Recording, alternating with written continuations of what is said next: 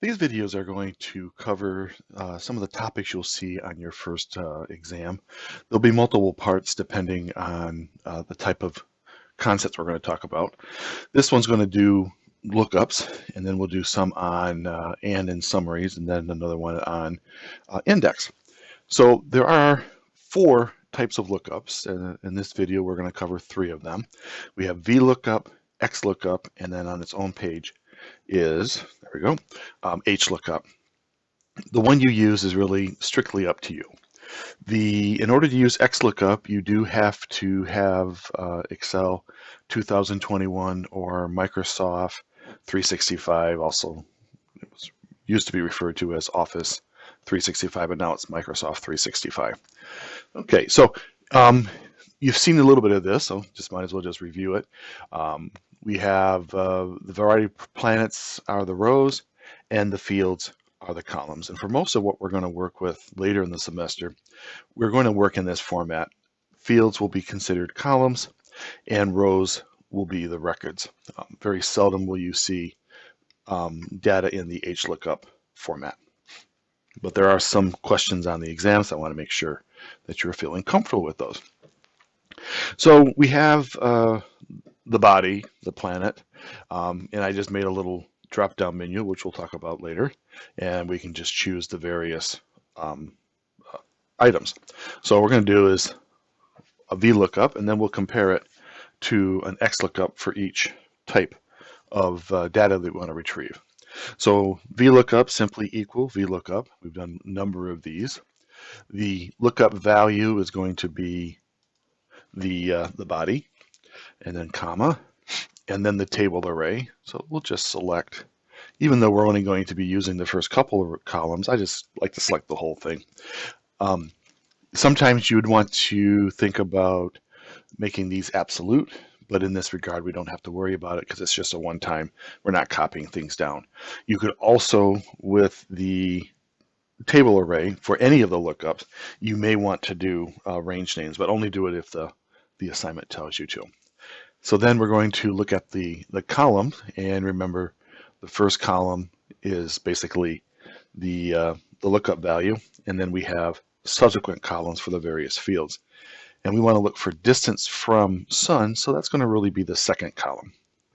Now, no matter where I put this data, the planets and the sun will always be considered column 1, even if I had it over here starting in column M. So don't figure that A is 1, B is 2. No, we're just looking at what we've highlighted. Then comma. And since we want an exact match, we do want to use false. And then we hit enter. And then we have the 146 kilometers, and that is the correct data.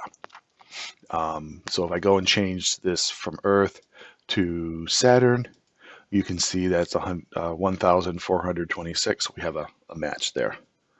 So then if we just jump over to XLOOKUP and type in equal XLOOKUP, and it starts off the same way. It wants to know the lookup value, so that will be, again, the little pull-down menu that'll have the various planets. And then the lookup array, and it just seems to follow the same array that the VLOOKUP did. So we'll just select those planets, and then we'll hit comma. And then what do we want to see? Well, we want to just select the distance from the sun, and then comma.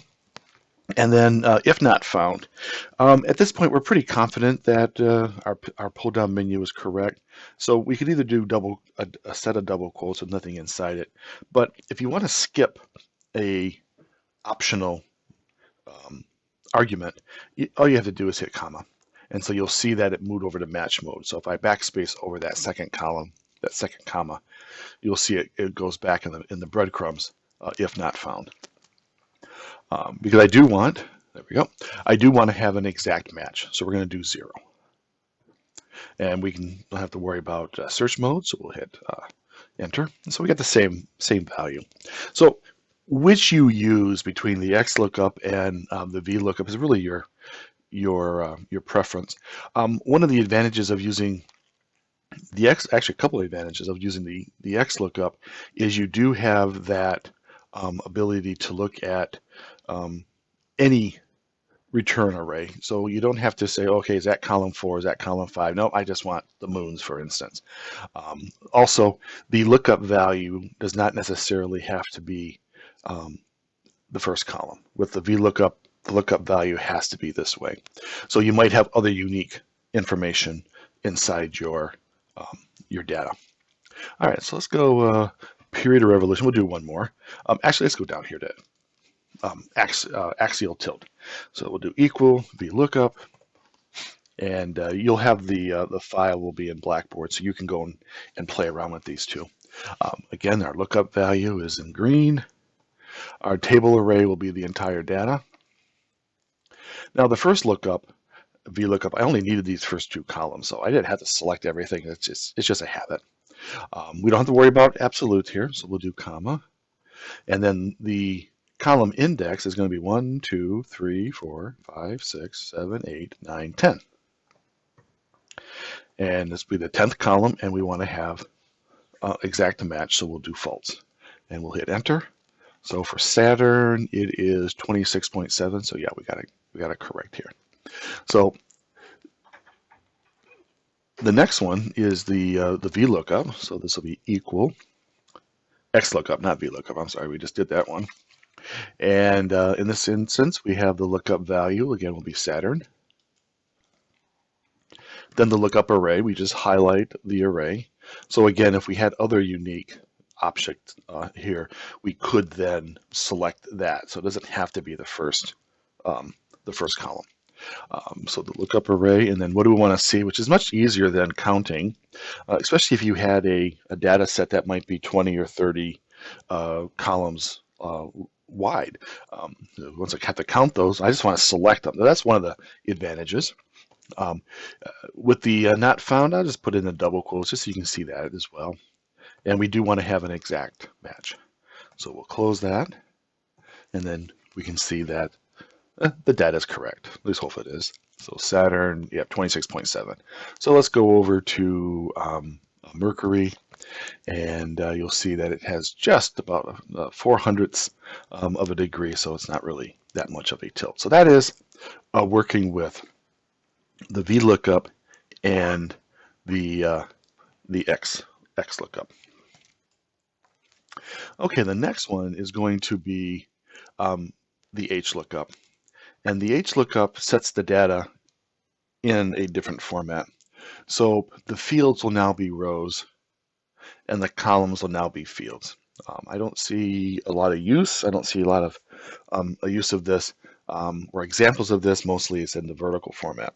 Now the neat thing is that the XLOOKUP can use either VLOOKUP formatted data or XLOOKUP formatted data. So that's kind of an advantage of using the XLOOKUP. So here we're going to do equal HLOOKUP. Just gotta get my notes here. So HLOOKUP. The lookup value will still be the same. And now the table array, we will only include the data. We don't need to include the field names, comma. And now we have the row. So when it finds Neptune, what do I want to see? Well, distance from the sun is the second row. And then comma. And then we will use false as we did in the VLOOKUP. So with HLOOKUP, everything is just more of in a horizontal form as opposed to a vertical form. And the horizontal is referring to, or the form is referring to, how are the field names presented. So we'll hit enter, and we have 4498 for Neptune. So we just found the first, the second row. Let's do period or revolutions. So HLOOKUP. Again, the lookup value will be Neptune. The table array will be all of the data. And this one is the period, so that will be 3.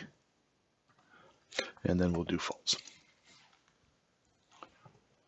And then we have 164.8 years to take one revolution around the sun.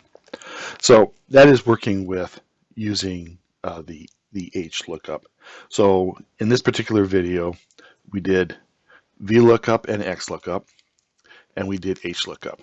There's another one we're going to do where we're going to combine it with index, but that's going to be the next video. So that will be it for this one.